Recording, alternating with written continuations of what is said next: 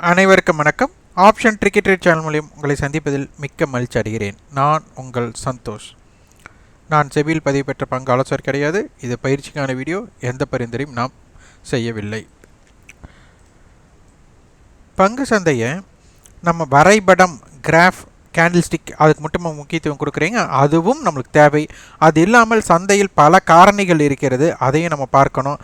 அதை பார்க்கும் விதத்தில் நம்ம முக்கியமாக பார்க்கக்கூடியது ரேஞ்ச் மற்றும் பார்த்திங்கன்னா ஆப்ஷனுடைய பிரீமியத்தின் அடிப்படையில் தான் நம்ம பார்க்குறோம்.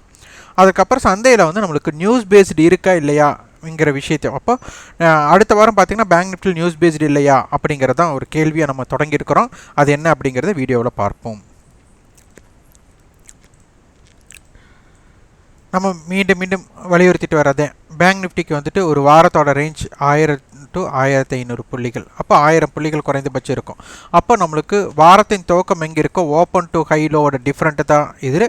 அப்போ ஓப்பன் டு ஹையோட டிஸ்டன்ஸ் கம்மியாகவோ ஓப்பன் டு லோவோட டிஸ்டன்ஸ் கம்மியாகவோ இருந்தோ அதற்கு அடுத்த புறம், அதாவது இப்போ ஓப்பன் டு ஹை நம்மளுக்கு டிஸ்டன்ஸ் கம்மியாக இருந்தால் ஓப்பன் டு லோ அதிகமாக இருக்கலாம். அதே மாதிரி ஓப்பன் டு லோ குறைவாக இருந்தால் ஓப்பன் டு ஹை நம்மளுக்கு அதிக தூரம் இருக்கலாம். அப்படிங்கிறது சின்ன லாஜிக்கலாக யோசிக்க வேண்டிய விஷயம். ஆனால் இதுதான் நடக்குமா அப்படிங்கிறது நீங்கள் ஆய்வு செஞ்சு தான் முடிவு பெறணும். இப்போ இந்த இடத்துல பார்த்தீங்கன்னா நம்மளுக்கு சென்ற வாரம் பேங்க் நிஃப்டி பார்த்திங்கன்னா ஓப்பன் டு லோ அப்படிங்கிறது 75 புள்ளி.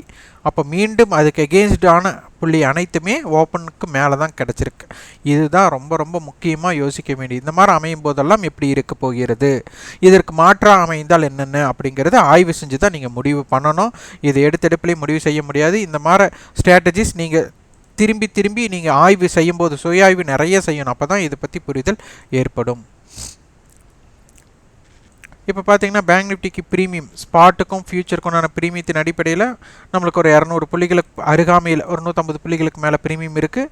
நம்மளுக்கு பார்த்தீங்கன்னா 41,200 கால், 41,000 கால், 41,500 கால், 41,300 கால், 41,000 புட், 42,000 கால் கொடுத்துருக்காங்க. அதனால் வைடர் ஸ்ட்ராங்கல் நம்மளுக்கு 41,000 42,000 இருக்கக்கூடிய வாய்ப்பாக இருக்கும். இதனுடைய நடுநிலை புள்ளினா 41,500. அப்போ 41,500 கால் அண்டு புட்டோட இம்பேக்டட் ஜோன் நம்மளுக்கு மாறுபடும்.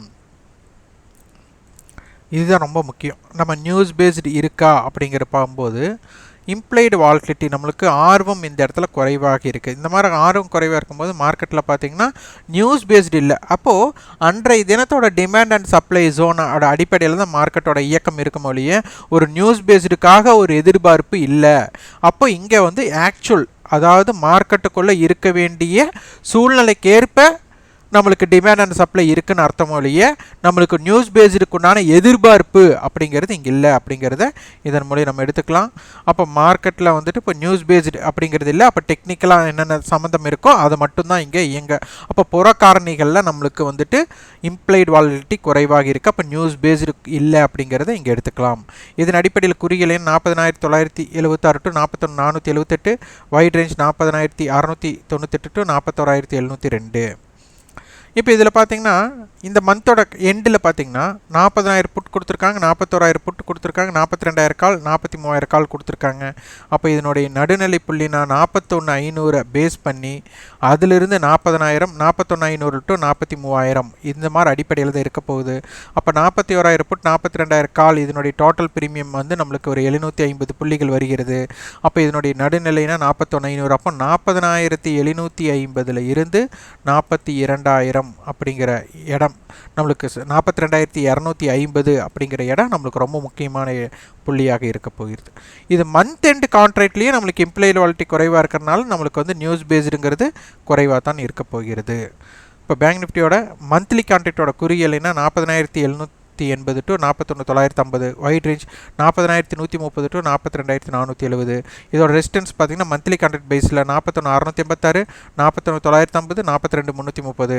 சப்போர்ட் லெவல் 41,112, 40,780, 40,631 இருக்க போகிறது.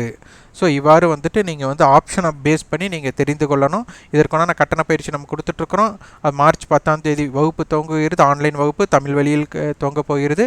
விருப்பம் உள்ளவங்க 984261 20908 என்ற வாட்ஸ்அப் எனக்கு தொடர்பு கொண்டு அதை விவரத்தை உங்கள் விருப்பத்தையும் பதிவு செய்து கொள்ளலாம். இந்த வகுப்பு நாங்கள் ஒரு ஸ்ட்ராட்டஜி பில்ட் பண்ணி அதை நீங்கள் பின்பற்றுங்கன்றிருக்காது. அடிப்படை விஷயங்களாக என்ன நடைபெற போகுதோ அதை தான் நம்ம சொல்கிறோம். இதை நீங்கள் பயிற்சியில் பங்கேற்காமலேயே நீங்கள் உங்களோட சுய ஆய்வு மூலயமாக நீங்கள் செய்ய இயலும். அதற்காக நீங்கள் காலம் அதற்குண்டான ஒதுக்குதல் செஞ்சு அதற்கப்புறம் நீங்கள் செய்யணும். சிலருக்கு காலம் ஒதுக்குதல் இல்லை முடியாது அப்படிங்கிறனால எங்ககிட்ட கட்டண பயிற்சியாக இணைந்து கொள்ளலாம். ஆனால் கட்டண பயிற்சியில் இணையணுங்கிற கட்டாயம் கிடையாது. நீங்கள் சுய ஆய்வு மேற்கொண்டாலே இதனை பற்றி புரிதல்கள் நீங்கள் ஏற்படுத்தி கொள்ளலாம். நீங்கள் ஆப்ஷன் ட்ரிக்கி ட்ரேட் சேனலுக்கு சப்போர்ட் பண்ண வச்சிங்கன்னா எங்களோட ரெஃபரலில் அலைஸ் ப்ளூ ஜிபுல் நிறுவனத்தின் மூலமாக demat and trading account open பண்ணலாம். அது கூட லிங்க் டிஸ்கிரிப்ஷனில் கொடுத்துருக்கோம். அதனை பயன்படுத்திக் கொள்ளுங்கள். இந்த வீடியோ உங்களுக்கு பயனுள்ளதாக இருந்தால் லைக் பண்ணுங்கள், ஷேர் பண்ணுங்கள், சப்ஸ்கிரைப் பண்ணுங்கள். நன்றி, வணக்கம்.